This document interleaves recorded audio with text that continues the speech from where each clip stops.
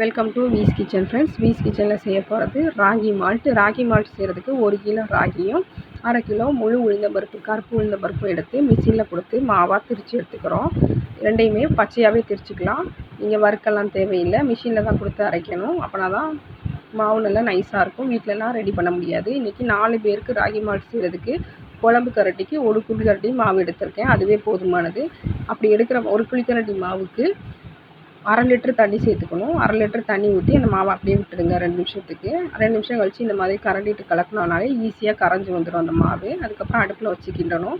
இப்போ அடுப்பில் வச்சு கிண்டும் போது பால் பொங்கி வர அளவுக்கு பொங்குற மாதிரி கிண்டணும்.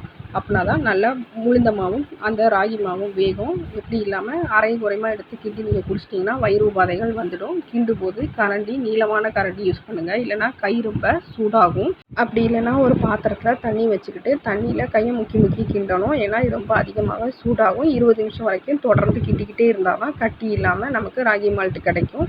ராகி கஞ்சின்னு கூட சொல்லலாம். இதை உடம்புக்கு ரொம்ப ஆரோக்கியமானது. இது கூட நீங்கள் பாலும் ஜீனியும் சேர்த்து சாப்பிடலாம்.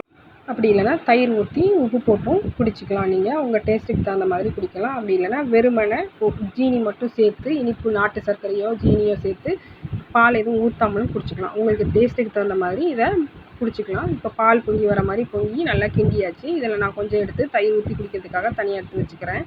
இதில் இப்போ ஜீனி சேர்க்க போகிறேன். இது ரொம்ப இனிப்பு ரொம்ப தேவைப்படுறதுனால 10 ஸ்பூன் அளவுக்கு ஜீனி சேர்த்துக்கிறேன். நீங்கள் உங்களுக்கு இனிப்பு கம்மியாக போதுன்னா கம்மியாக சேர்த்தா போதும். அது கூட 1/4 ஸ்பூன் அளவுக்கு சுக்குத்தூளும் வாசனைக்காக கொஞ்சோண்டு ஏலக்காய் தூளும் சேர்த்து ரெடி பண்ணியாச்சு நம்மளோட ஹெல்த்தியான ராகி மால்ட்.